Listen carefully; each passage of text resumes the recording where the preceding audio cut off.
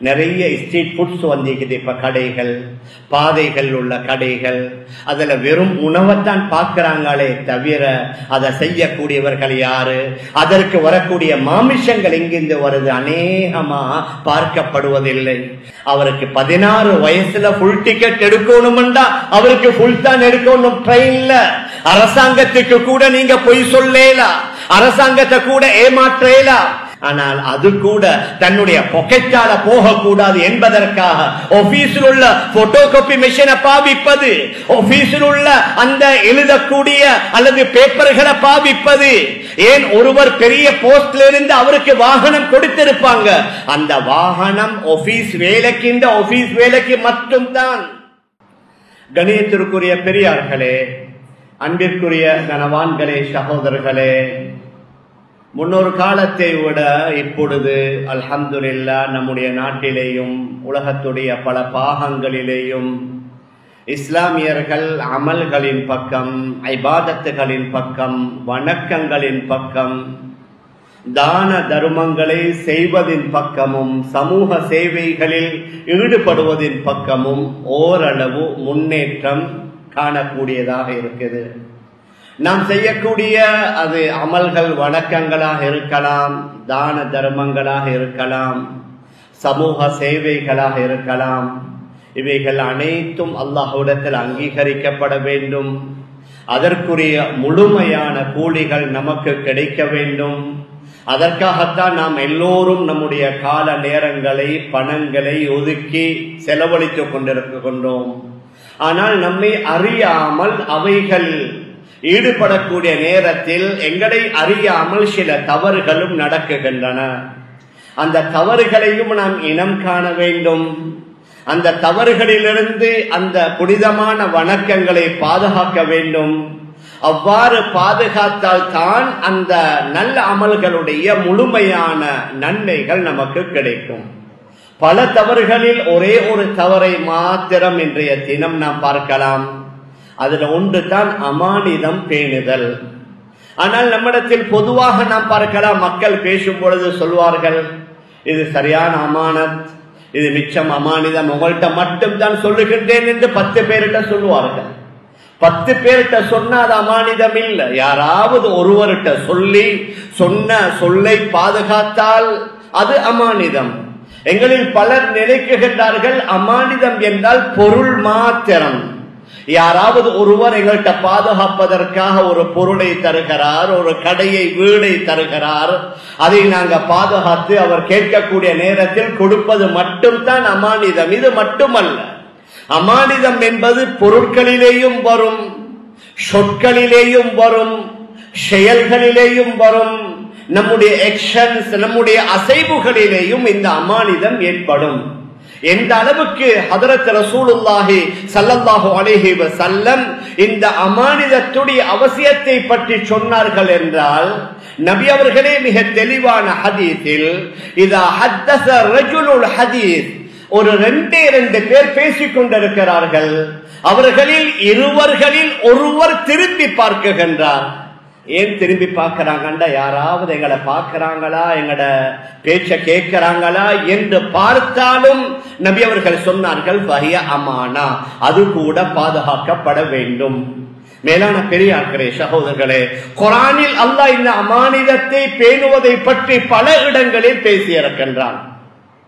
சூரத்துல் முஃமினூனுடைய ஆரம்பத்தில் கத் அஃப்லஹல் முஃமினூன், நிச்சயமாக முஃமினீன்கள், இறை நம்பிக்கையாளர்கள் வெற்றி பெற்று விட்டார்கள்.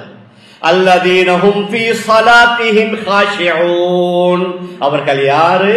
தன்னுடைய தொழுகையில் பயபக்தியுடன் உள்ளச்சத்துடன் தொழக்கூடிய மூமினானவர்கள். வல்லதீனஹும் அனில் லஹ்வி முஅரிதூன், தேவையில்லாத அனைத்து விடயங்களை விட்டும் ஒதுங்கி வாழக்கூடியவர் என்று பல விடயங்களை சொல்லிவிட்டு அல்லாஹ் கூறுகின்றான்.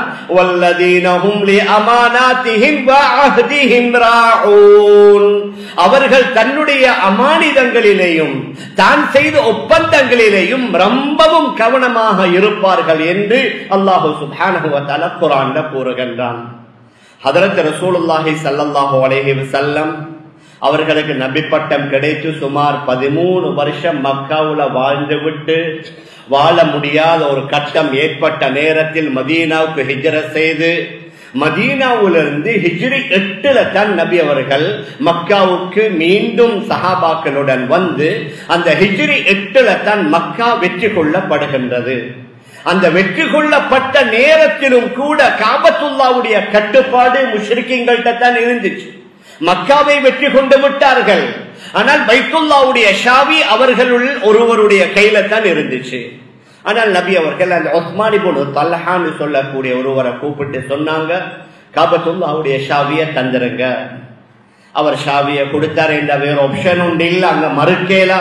இந்த முஸ்லிம்கள் தான் நிறைய மெஜாரிட்டியாக வாழ்ந்து கொண்டிருக்கிறார்கள். சாவியை நபி அவர்கள்ட்ட கொடுத்து விட்டார்கள்.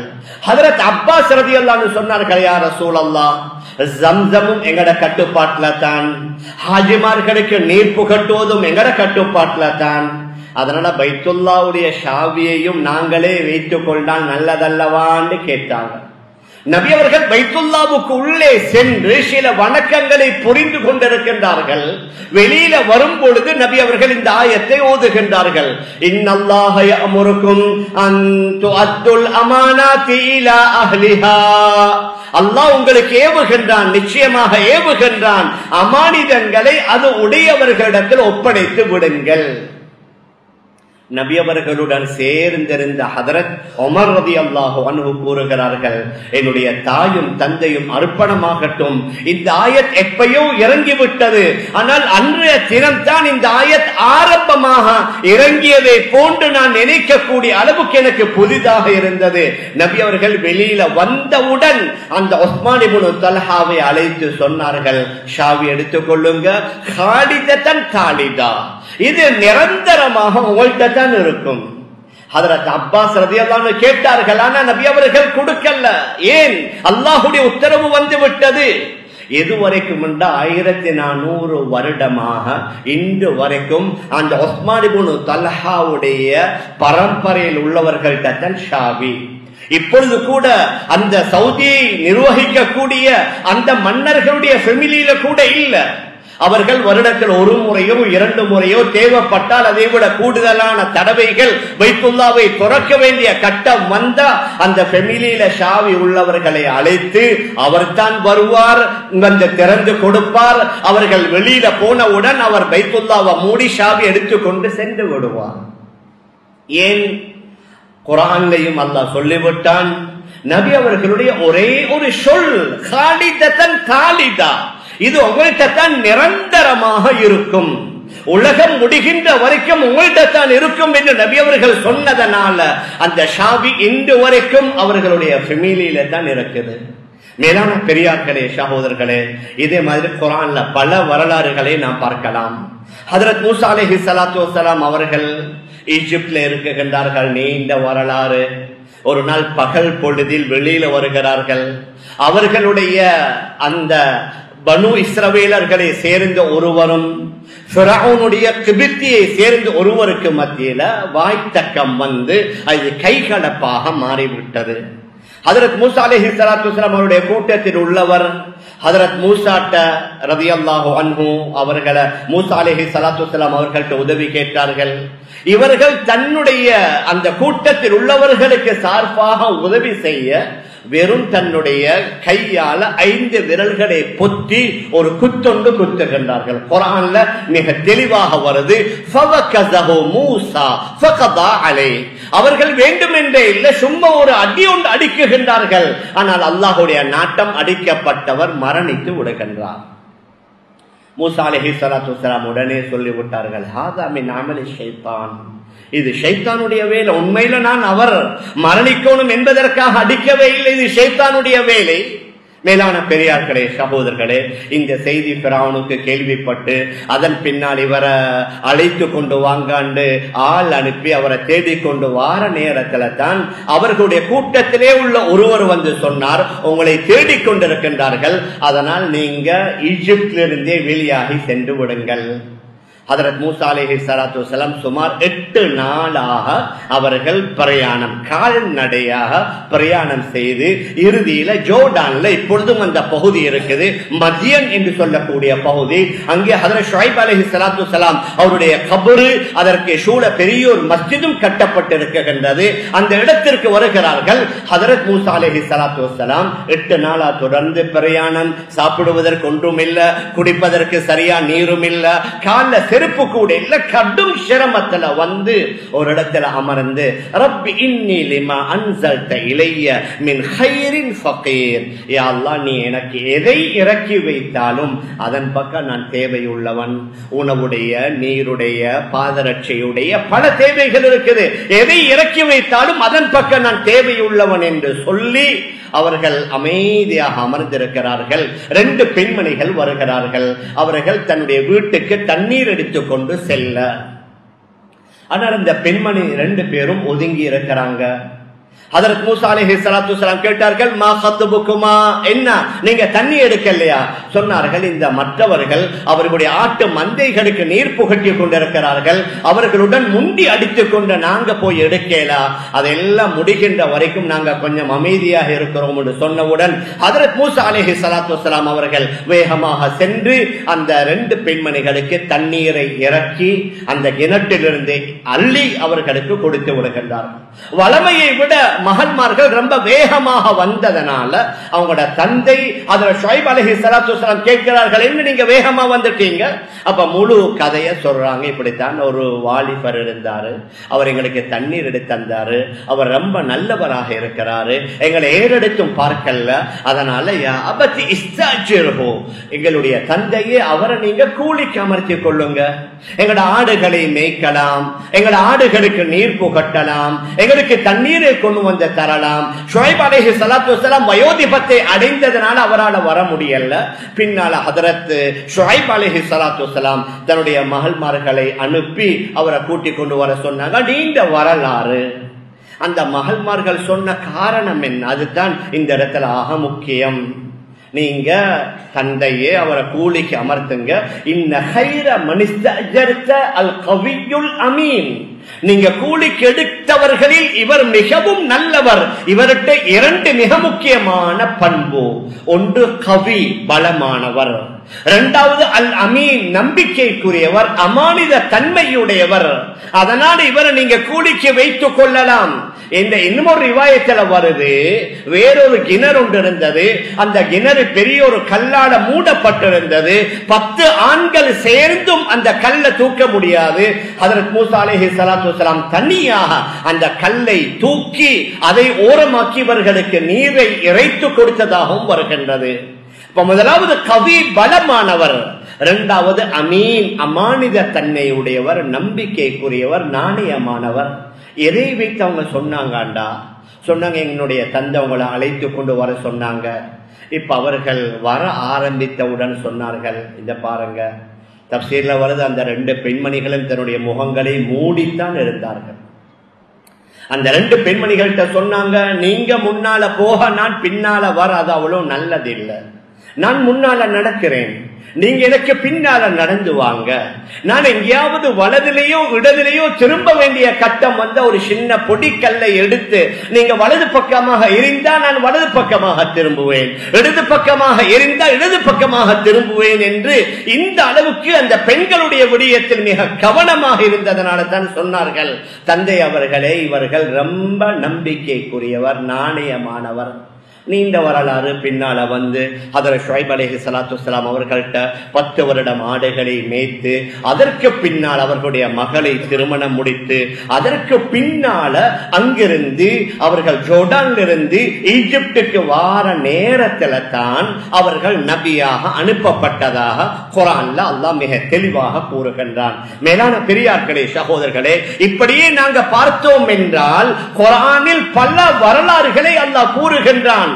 ஏன் மனிதர்களிடம் இருக்க வேண்டிய மிக முக்கியமான பண்புகளில் ஒன்று தான் அமானிதத்தை பேணுதல். அது முஸ்லிம்கள்ட்ட மட்டுமல்ல, நொன் முஸ்லிம்கள்ட்ட கூட இந்த உலகத்துல நாங்க பார்க்கலாம். உண்மையை உரைப்பது, அதே மாதிரி நம்பிக்கை, நாணயமாக நேர்மையாக நடப்பது, இது உலகத்தில் உள்ள எல்லா மனிதர்களும் பொதுவாக விரும்பக்கூடிய ஒன்று. ஹதரத் ரசூலுல்லாஹி ஸல்லல்லாஹு அலைஹி வஸல்லம் நபியாக அனுப்பப்பட்ட அந்த ஆரம்ப வேளையில மக்காவுல வாழ முடியாமல் சிலர் ஹபஷாவுக்கு ஹிஜ்ரத் செய்தார்கள். அங்கேயும் சில முஷ்ரிக்கீன்கள் போய் இவர்களை தடுக்க பார்த்தார்கள். அப்பொழுது ஹிரக்கில் மன்னர் அபூ சுஃபியானிடம் இந்த நபியை பற்றி கேட்ட நேரத்தில் அபூ சுஃபியானும் உண்மையை சொன்னார். அவர் தொழுகும்படி ஏவுவார், தொழும்படி, தான தர்மம் செய்யும்படி, அமானிதத்தை நிறைவேற்றும்படி, உண்மையை பேசும்படி, இவ்வாறு நல்ல பண்புகள். அது அவர் காஃபிராக இருந்தார் அபூ சுஃபியான் அந்த நேரத்தில். ஆனால் நபி அவர்கள் தெரிந்த மிக முக்கியமான பண்புகளில் ஒன்றுதான் அமானிதத்தை நிறைவேற்றக்கூடிய தன்மை. மேலான பெரியார்களே, அன்பிற்குரிய கணவான்களே, சகோதரர்களே, அதனால ஹதரத் ரசூலுல்லாஹி ஸல்லல்லாஹு அலைஹி வஸல்லம் என்ன சொன்னார்கள்? ஒவ்வொரு பேச்சும் பாதுகாக்கப்படணும். முன்னொரு காலத்துல நாங்க எங்கட கற்பனையிலே வராது. யாராவது ஒருவர் பேசினா அந்த பேச்சு பாதுகாக்கப்படுது. ஒருவர் ஒரு செயலை செய்தா அந்த செயல் வீடியோ பண்ணப்படுது. முன்னொரு காலத்தில் இதெல்லாம் நாங்க பார்க்கல. யாருக்காவது பேசணும்டா அதிகமா உள்ளது லெட்டர் தான், எழுதித்தான் அனுப்புவாங்க. அதனால தான் நபி அவர்கள் சொன்னார்கள், அல் மஜாலிசு பில் அமானா. ஒவ்வொரு மஜ்லிஸுகள்ல பேசப்படக்கூடிய பேச்சும் அமானிதம். எல்லா மஜ்லிஸும், அது பிசினஸ் விஷயமாக இருக்கலாம், தொழில் விடயமாக இருக்கலாம், மஸ்ஜிதுகளுடைய நிர்வாக கூட்டமாக இருக்கலாம், மதரசாக்களுடைய பாடசாலைகளுடைய நிர்வாக கூட்டங்களாக இருக்கலாம், மஸ்ஜிதுகள்ல உள்ள அந்த ஜனாசா கமிட்டி, அதே மாதிரி பைத்து ஸக்கா என்னென்ன இருக்குகின்றனவோ அங்கே பேசப்படக்கூடிய அத்துணை பேச்சுக்களும் அமானிதம். அது பாதுகாக்கப்படணும். அங்க 10 பேர் இருந்தா அந்த 10 பேர்களில் ஒருவருடைய அனுமதி கூட இல்லாமல் அந்த பேச்சை ரெக்கார்ட் பண்ண இயலா. அங்கே நடக்கக்கூடிய செய்திகளை வீடியோ பண்ண இயலா. ஆனால் என்ன நடக்குகின்றது என்றால், இன்று மேலான பெரியார்களே, சகோதரர்களே, முக்கியமான ஒரு கூட்டம், அது பணம் சம்பந்தப்பட்ட அல்லது பதவி சம்பந்தப்பட்ட ஒரு பேச்சு கூட்டம் நடந்து கொண்டிருக்குது என்றால் அந்த கூட்டம் கலைந்து வருவதற்கு முன்னாலே மெசேஜ் பறந்து போகுது. அந்த கூட்டம் முடிந்து வெளியில வருவதற்கு முன்னால பலர்களுக்கு செய்தி போகுது. இப்படி பேசினாங்களாம், இப்படி செய்தாங்களாம், இப்படி முடிவெடுத்தாங்களாம். மேலான பெரியார்களே, சகோதரர்களே, அதற்கு மார்க்கத்தில் ஷரியாவுல அனுமதி இல்லை. இந்த அளவுக்கு இந்த மஸ்ஜிதுடைய நிர்வாகிகள் மஸ்ஜிதில் பேசப்படக்கூடிய பேச்ச தன்னுடைய மனைவிக்க கூட சொல்லலாம், வீட்டில் உள்ள பெண்மணிகள்கிட்ட கூட சொல்லல. ஏன்? அது அவங்களுக்கு தேவையில்லை. ஆனா சில நேரங்கள்ல சில பள்ளிகள் எங்கட வெளிநாடுகள்ல நாங்க பார்க்கலாம், ஆண்களுக்கு தெரியாத விடயம் எல்லாம் பள்ளி சம்பந்தப்பட்ட விடயம் பெண்களுக்கு தெரியும். மேலான பெரியார்களே, சகோதரர்களே, அதனால ரகசியங்கள் பாதுகாக்கப்படணும். அது எங்களுடைய தொழில், எங்கட வியாபாரம், எங்கட கம்பெனி, எங்கட பிசினஸ், ஏன் எங்கட நாட்டுடைய ரகசியங்கள் பாதுகாக்கப்படணும். இஸ்லாமியர்களுடைய ரகசியங்கள் பாதுகாக்கப்படணும். மேலான பெரியார்களே, அன்பிற்குரிய கணவான்களே, சகோதரர்களே, அதனால செய்திகள், செயல்கள், அவைகள் எல்லாமே பாதுகாக்கப்படணும். இந்த அளவுக்கு என்று சொன்னா நபி அவர்கள் சொன்னார்கள், இன்ன ஷர்ரன் நாஸி இன்தல்லாஹி மன்ஸிலத்தன் யௌமல் கியாமா அர்-ரஜுலு துஃதி இலா இம்ராஅத்திஹி வ அர்-ரஜுலு யுஃதி இலா இம்ராஅத்திஹி வ துஃதி இலைஹி சும்ம யன்ஷுரு அஹதுஹுமா சிர்ர சாஹிபி. அதாவது தாம்பத்திய உறவில் கணவனும் மனைவியும் ஈடுபடுகிறார்கள். அதற்கு பின்னால் அடுத்த நாள் அந்த இரண்டு பேர்களில் ஒருவர் அந்த இரவிலே நடந்த அந்த தாம்பத்திய உறவை பற்றி வெளியில சொன்னால் கயாம நாள்ல அல்லாஹ்வுக்கு முன்னாலாக கெட்ட மனிதர் இவர்தான். என்று சிலர்கள் பாவமாக கருதுறாங்க. இல்ல, திருமணம் முடித்த அந்த மாப்பிள்ளைக்கு செலவேல அவங்களோட கூட்டாளிமார், திருமணம் முடித்த அந்த பொண்ணுட்ட அவங்களோட பெண் கூட்டாளிமார், சிலவேல குடும்பத்தில் உள்ள ஆண்கள் பெண்கள் எல்லாம் சேர்ந்து அடுத்த நாள் கேட்கிறது எப்படி எப்படி கூடவே கூடாது. மாற்று மதத்திலே உள்ளவர்கள் இது போன்ற பல வேலைகளை செய்யலாம். எங்கட ஷரியா, எங்கட மார்க்கம் ரொம்ப கண்ணியமானது, கௌரவமானது, நாகரிகமானது. இந்த மாதிரியான விடயங்களை, கணவன் மனைவிக்கு மத்தியில் உள்ள விடயங்களை பகிரக்கூடாது என்று சொன்னது இஸ்லாம்.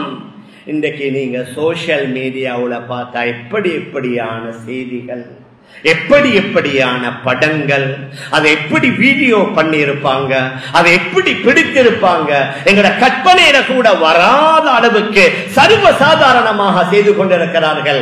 மற்றவர்களை விடுங்க, ஆனால் எங்கட சில சகோதரர்களும் இதனுடைய பாரதூரங்களை விளங்காம செய்து கொண்டிருக்கிறார்கள்.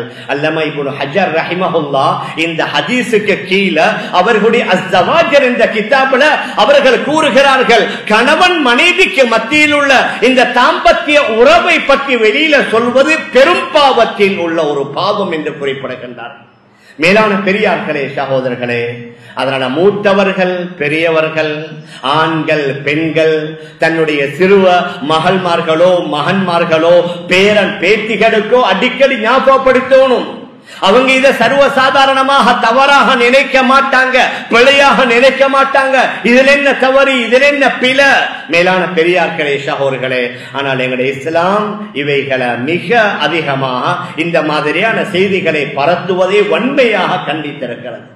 இந்த அளவுக்கு எங்களுக்கு தெரியும். நாங்க அடிக்கடி படிக்கிற அந்த புகாரியில வரக்கூடிய ஒரு ஹதீஸ், 3 பேர்கள் பிரயாணம் செய்வாங்க. காட்டு பகுதியில மழை ஒன்று பொழிந்ததனால ஒரு குகைக்குள்ள போய் ஒதுங்கிக் கொள்வாங்க.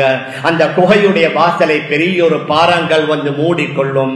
இப்பொழுது அந்த 3 பேரும் அவர்கள் செய்த நல்ல அமல்களை வைத்து துஆ செய்வார்கள். அதில் ஒருவர் கேட்ட துஆ என்ன? ஒருவர் கூலிக்கு வேலை செய்தார், மாலை யானவுடன் கூலியை எடுக்காமல் சென்று விட்டார். அவருடைய அந்த கூலி பணத்தை வைத்து அதை கொஞ்சம் கொஞ்சமாக நான் வளர்த்து இந்த பெரிய ஆட்டு மந்தையாக மாறிவிட்டது. பல வருடங்களுக்கு பின்னால அவர் வந்து அவருடைய கூலியை கேட்ட நேரத்தில், இதோ இல்லை, இந்த முழு ஆட்டு மந்தையும் உங்களுக்குரியது என்று நான் சொன்னேன்.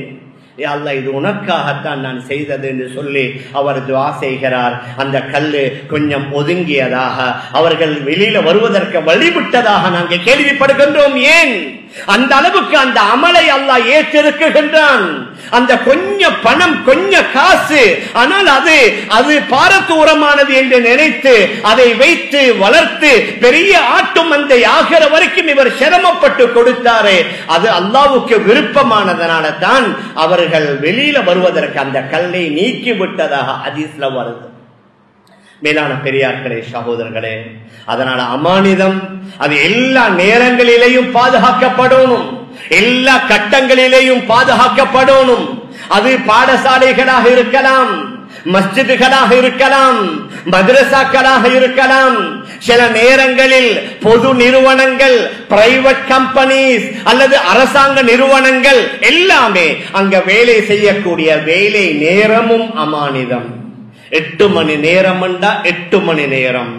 உங்களோட ஒர்க்கிங் ஹவர்ஸ் 10 மணி நேரம் 10 மணி நேரம். அதுல நீங்க வெளியில ஒரு அவசரத்துக்கு டாய்லெட், வாஷ்ரூம் போவதற்கு, சாப்பிடுவதற்கு half an hour. ஏன் வெள்ளிக்கிழமை நீங்க ஜும்மாவுக்கு வருவதற்கு உங்களோட கம்பெனியில ஒரு அவர் தான். அதற்கு மேல நாங்க எடுக்கலாம். மேலான பெரியார்களே, சகோதரர்களே, சில நேரங்கள்ல நாங்க பார்க்கலாம், வேலை செய்யக்கூடியவர்கள் அங்குள்ள பொருட்களை தன்னுடைய பிள்ளைகளுக்கு எடுத்துக்கொண்டு போவாங்க. சில வேளை உதாரணமாக, அதாவது பேப்பர்கள் தேவைப்பட்ட எடுக்கிறது, தன்னுடைய பிள்ளைகள் படிப்பதற்கு ஏதாவது போட்டோ காப்பி எங்கட கம்பெனியில் இருக்குது, ஆபீஸில் இருக்குது, எடுத்துக்கொண்டு வாரது. வெளியில் எடுத்த என்ன ஒரு 100-200 தான் போகும்.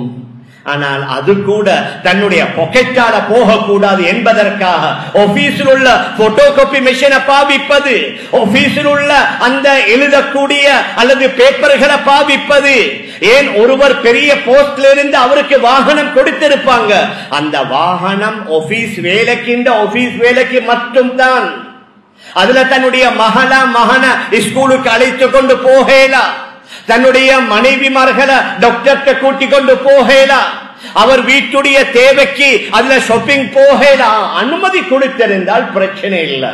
நான் எதை சொல்ல வாரேன்டா, அது அரசாங்கமோ அல்லது பிரைவேட் கம்பெனிஸோ அங்க வேலை செய்யறவர்களுக்கு எந்த அளவுக்கு அனுமதியோ அந்த அனுமதியுடைய அளவுக்கு மாத்திரம் தான் அவைகளை பாவிக்கலாம். அதற்கு மேலான எங்களுக்கு பாவிக்க அனுமதி இல்லை. சிலர்களுக்கு மொபைல் போன், சிலர்களுக்கு லேப்டாப் சொல்லுவாங்க. ஒன்லி ஆபீஸ் வேலைக்கு மட்டும், ஆபீஸ் வேலைக்கு மட்டும் தான். அது எங்களுடைய சொந்த பாவனைக்கு எடுக்கலாம். எப்படி பொது கம்பெனியோ அதே மாதிரி தான் அரசாங்கம். எங்களை சிலர் நினைக்கிறாங்க அரசாங்கம் தானே, அதனால எப்படியும் பாவிக்கலாம். கரண்ட் பில்லில் ஏதாவது குளறுபடிகளை செஞ்சு அதுல குறைவாக்க கொண்டு வாரது, தண்ணி பில்லில் ஏதாவது ஒன்ற செய்தி தண்ணி பில்ல குறைவா காட்டுவது அனுமதி இல்லை. அரசாங்கம் என்றாலும் அரசாங்கத்துக்கும் நாங்க நேர்மையுடன் நடக்கணும், நாணயத்துடன் நடக்கணும். எந்த அளவுக்கு நம்முடைய இந்தியாவுடைய பெரிய ஒரு அறிஞர் அல்லமா அஷ்ரஃப் அலி தானவி ரஹிமஹுல்லாஹ் அவரை சந்திப்பதற்காக வாப்பாவும் மகனும் வாராங்க. தானா பவன் யூபியில கொஞ்சம் தூரத்திலிருந்து தான் வருகிறார்கள். கேட்டாங்க, எப்படி வந்தீங்க? ட்ரெயின்ல வந்தோம். எப்படி மகனுக்கு ஃபுல் டிக்கெட்டா ஹாஃப் டிக்கெட்டா?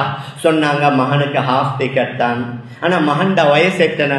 சொன்னார்கள் மகனுக்கு 17 வயசான பாக்குறதுல அவர் சின்னவர் மாதிரி இருக்குது, அதனால ஹாஃப் டிக்கெட் தான் எடுத்தேன். சொன்னாங்க மௌலானா இல்ல, அவருக்கு 16 வயசுல ஃபுல் டிக்கெட் எடுக்கணும்டா அவருக்கு ஃபுல் தான் எடுக்கணும் ட்ரெயின்ல. அரசாங்கத்துக்கு கூட நீங்க பொய் சொல்லலாம், அரசாங்கத்தை கூட ஏமாற்றலாம். மேலான பெரியார்களே சகோதரர்களே, அதனால தான் பொதுவாக மஸ்ஜிதுகளாக இருக்கலாம், மதரசாக்களாக இருக்கலாம், அல்லது வக்ஃப் செய்யப்பட்ட இடங்களாக இருக்கலாம், அவைகள் எல்லாத்துக்கும் ஒரே சட்டம் தான். மஸ்ஜிதுல தொழுகைக்காக வேண்டி வரக்கூடியவர்கள் எங்களுக்கு எதை பாவிக்கலாமோ அதைத்தான். சில வேளை மஸ்ஜிதுல இருக்கும் பழங்கள் தரக்கூடிய மரங்கள் இருக்கலாம், அதை யாரு பாவிக்கிறது? எதற்கு பாவிக்கலாம்? தலைவர் பாவிக்கலாமா? செயலாளர் பாவிக்கலாமா? மஸ்ஜிதில் உள்ள ஹத்தீபோ இமாமோ பாவிக்கலாமா? அதிலேயும் கருத்து வேறுபாடுகள். நாங்க அந்தந்த நேரங்களில் அறிஞர்கள்ட்ட கேட்டு தெரிந்து கொள்ளும். மேலான பெரியார்களே சகோதரர்களே, அதனால எந்த அளவுக்கு இஸ்லாம் கூறுகின்றது என்றால் எங்களுக்கு எவ்வளவு அனுமதியோ அவ்வளவுக்கு தான் பாவிக்கலாம். பெரிய போஸ்ட்ல உள்ளவர் கீழே உள்ள சிற்றூழியரை தன்னுடைய சொந்த தேவைக்காக வேண்டி பாவிக்கலாம். ஒரு சிற்றூழியர் இருக்கிறாரு, ஒரு கிளார்க் இருக்கிறாரு, எடுப்புடி வேலைகளை செய்கிறவர் இருக்கிறாருண்டா அந்த ஆபீஸுடைய வேலைகளை மாத்திரம் அவர் அவருடைய வீட்டுடைய வேலைகளை செய்வதற்கு அவர்கிட்ட வாங்கலாம். அந்த அளவுக்கு இஸ்லாம் மிக வன்மையாக இந்த விஷயத்துல சொல்லி இருக்கின்றது. மேலான பெரியார்களே, அன்பிற்குரிய கனவான்களே, சகோதரர்களே, அதே மாதிரி தான் மஸ்ஜிதுகளுடைய வக்ஃப் செய்யப்பட்டது. சமீப காலமாக நாங்க பல விடயங்கள் கேள்விப்பட்டோம். எங்களோட மூதாதையர்கள் அல்ஹம்துலில்லாஹ் அதிலே விசேஷமாக இந்தியாவிலிருந்து வந்த இலங்கைக்கு வந்த பல வியாபாரிகள் எங்களோட நாட்டில் பல இடங்களே மஸ்ஜிதுக்காக வக்ஃப் செய்தார்கள். அதிலாக முக்கியம் இந்த ஷம்மாங்கோட்டை பள்ளி கூட. இப்ப இந்த பகுதியில ஒரு பேர்ச் காணி வாங்குறாண்ட என்ன வேலை, ஆனால் இந்த மஸ்ஜிதுக்காக அல்ஹம்துலில்லாஹ் இவ்வளவு பெரிய பிரம்மாண்டமான ஒரு இடத்தை வக்ஃப் செஞ்சாங்க. அதே மாதிரி கொழும்புல இன்னும் பல இடங்கள் இருக்குது. நான் பெயர் சொல்ல விருப்பம் இல்லை. பல மஸ்ஜிதுகளுக்கு வக்ஃப் செய்யப்பட்ட எத்தனையோ கடைகள் மஸ்ஜிதுடைய நிர்வாகத்தில் இல்லை. அதை பலர்கள் நாங்க 30 வருஷமா இருக்கிறோம், நாங்க 40 வருஷமா இருக்கிறோம். நீங்க 100 வருஷம் தான் இருங்க, உங்களுக்கு சொந்தமாகாது. அரசாங்கத்துடைய சட்டம் வேற, ஷரியாவுடைய சட்டம் வேற.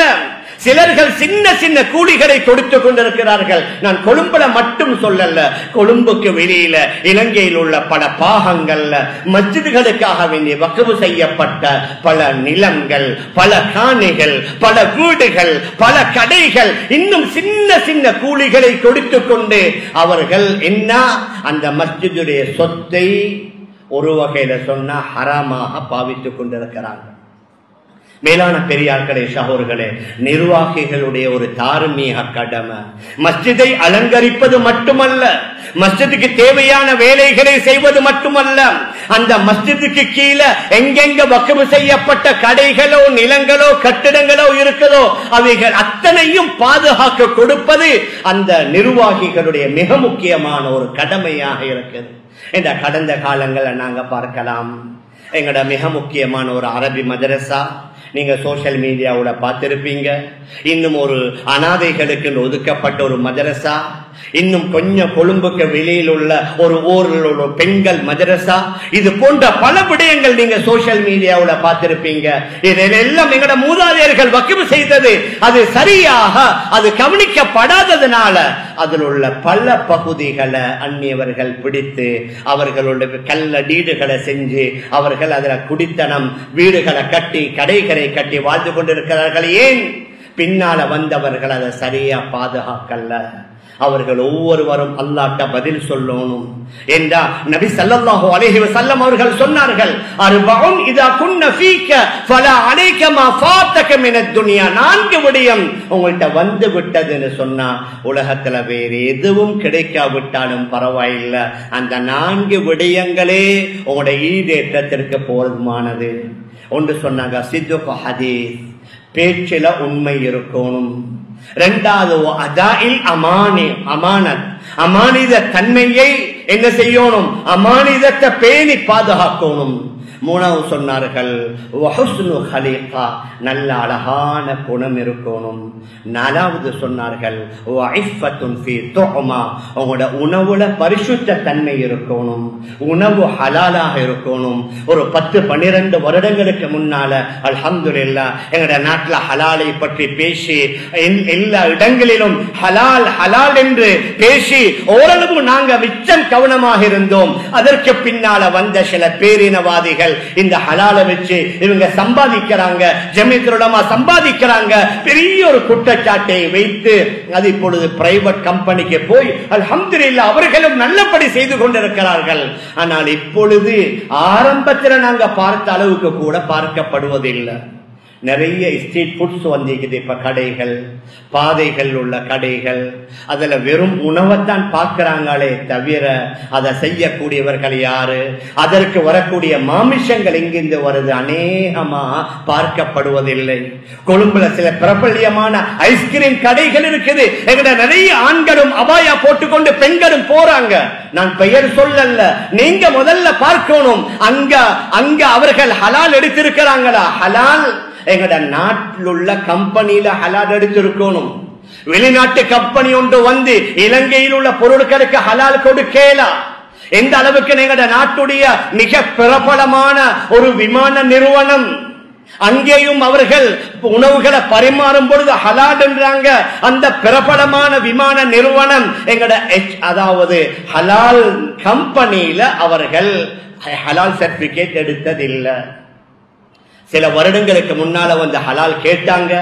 கேட்ட நேரத்துல நாங்க உங்களோட அந்த கிச்சனை செக் பண்ணணும் என்று கேட்ட நேரத்துல அந்த கிச்சன்ல எல்லாம் இருக்குது, ஹலாலுக்கு சொல்லி தனியா இல்ல. என்ற சில நேரத்துல வேற சில நாடுகளுக்கு பறக்கும் பொழுது அந்த விமானத்துல போக்கும் பரிமாறுகிறார்கள். ஆனா யாரு கேட்டாலும் ஹலால் என்றாங்க. உங்களும் ஹலால் என்று சொன்ன உடனே கண்ணை மூடிக்கொண்டு காலமெல்லாம் சாப்பிடுறோம் சிக்கன். ஒரு 10 மணி நேரம் 8 மணி நேரம் ஒரு 2 மணி நேரம் பிரயாணம் செய்யற நேரத்துல அந்த மாமிசம் சாப்பிடாட்டி என்ன நடக்க போகுது? ஏன் அவங்கள்ட்ட வெஜிடேரியன் இருக்கும், சில பேர் அவங்கள்ட்ட சீ ஃபுட்ஸ் இருக்கும். அதை எடுத்து சாப்பிட்டா என்ன? எங்கட பலர்கள் அதுல கவனீனமாக இருக்கிறார்கள். அவர்கள் ஹலால் சர்டிபிகேட்டை தாங்காண்டா எங்கட நாட்டில் உள்ள சர்டிபிகேட் இல்ல, மலேசியாவுடைய ஹலால் சர்டிபிகேட்டை வச்சுதான் இருக்கிறாங்க. ஆனா பலர்கள் ஹலால் என்று சொன்ன உடனேயே உடனடியாக நம்பி விடுகின்றார்கள். மேலான பெரியார்களே, சகோதரர்களே, சமீப காலமாக நிறைய 5 ஸ்டார் ஹோட்டல்களிலேயும் எங்களவர்கள் விருந்து வைக்கின்றார்கள்.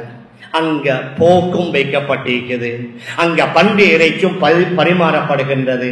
அங்க சில நேரங்களில் ஒரே கிச்சன், ஒரே சட்டி, ஒரே அதாவது பாத்திரங்கள், ஒரே மாதிரியான கரண்டிகள். மேலான பெரியார்களே, சகோதரர்களே, அதனால முதல்ல நாங்க பார்க்கணும், இங்க 100க்கு 100 எல்லாம் செப்பரேட்டா இருக்குதா? ஹலால் என்றா ஹலாலுக்கு வேறையா கிச்சன், வேறையா பாத்திரம் எல்லாம் இருக்குதா? எப்படி எங்களுக்கு மனசு வரும்? பக்கத்துல போக்கு இருக்குது, இங்கிட்ட ஹலால் மீட் இருக்குது, எப்படி மனசாட்சி ஒன்று இருக்குதா இல்லையா? சொல்லுவாங்க இல்ல இல்ல அது ஹராம், இது ஹலால் என்று. மேலான பெரியார்களே, சகோதரர்களே, நான் ஹராம் என்று சொல்ல வரல. எங்க உங்களுக்கு சந்தேகம் இருக்குதோ அதை விட்டுடுங்க. நபியுடைய ஹதீஸ், தஅமா யுரீபு இலா மா லா யுரீபு. எதுல சந்தேகம் இருக்குதோ அதை விடுங்க, எதுல சந்தேகம் இல்லையோ அதை நீங்க எடுத்துக்கொள்ளுங்க. மேலான பெரியார்களே, சகோதரர்களே, அதனால ஹதரத் லுக்மானுல் ஹக்கீம் அலைஹி ஸலாத்து வஸ்ஸலாம் குர்ஆன்ல அவர்களுடைய பெயர்ல தனியான ஒரு சூரா, நபிமார்களுடைய பெயர்கள்ல பல சூறாக்கள், ஆனால் நபி அல்லாத ஒரு நல்ல மனிதருடைய பெயரில் சூறாண்டா ஹதரத் லுக்மான் அலைஹி ஸலாத்து வஸ்ஸலாம் இமாம் மாலிக் ரஹிமஹுல்லாஹ் தன்னுடைய மௌத்தால பதிவு செய்திருக்கிறார்கள். அவர்கள்ட்ட கேட்கப்படிச்சு, நீங்க இந்த அளவுக்கு உயர்ந்த அந்தஸ்தை அடைந்தது எதன் மூலம்? அப்ப அவர்கள் சொன்னது மூன்றே மூன்று விடயம். ஒன்று சிதுகுல் ஹதீஸ், உண்மையை பேசுவது, அதாஇல் அமானா, அமானிதத்தை நிறைவேற்றுவது, மூணாவது வதற்கு மா லா யஅனீனி, தேவையில்லாத விடயங்களில் ஈடுபடாமல் இருப்பது. இந்த மூன்றின் மூலமாகத்தான் அல்லாஹ் என்னை இந்த அளவுக்கு உயர்த்தினான் என்று ஹஜ்ரத் லுக்மானுல் ஹக்கீம் அலைஹி ஸலாத்து வஸ்ஸலாம் அவர்கள் சொன்னதாக இமாம் மாலிக் ரஹிமஹுல்லாஹ் பதிவு செய்திருக்கிறார்கள். மேலான பெரியார்களே, அன்பிற்குரிய கணவான்களே, சகோதரர்களே, அதனால அமானிதம் என்றா வெறும் பொருள் மாத்திரமல்ல. நாங்க அமானிதம் என்பதுல பொருட்களாக இருக்கலாம், பேச்சுக்களாக இருக்கலாம், செயல்களாக இருக்கலாம், ஆங்காங்கே நடக்கக்கூடிய சில நிகழ்வுகளாக இருக்கலாம். அவர்களுடைய அனுமதி இல்லாமல் நாங்க அவர்களுடைய பேச்சாக, அவர்களுடைய செயலாக, அவர்களுடைய வேறு எதுவாக இருந்தாலும் சரி, அதை அடுத்தவர்கள்ட்ட சொன்னால் நாங்க குற்றவாளியாக ஆக்கப்படுவோம். அதனால தான் ஹதரத் ரசூலுல்லாஹி ஸல்லல்லாஹு அலைஹி வஸல்லம் நுபுவத் கிடைப்பதற்கு முன்னாலேயே அமீன், நம்பிக்கைக்குரியவர், நாணயமானவர், நேர்மையானவர் என்ற பட்டத்தை அவர்களுக்கு காபிர்களே கொடுத்திருந்தார்கள். அந்த அளவுக்கு நல்லவர்கள். அதற்கு பின்னால வந்த நம்முடைய மூதாதையர்களும் அல்ஹம்துலில்லாஹ் இதுல ரொம்ப கவனமாக பேணுதலாக இருந்தார்கள்.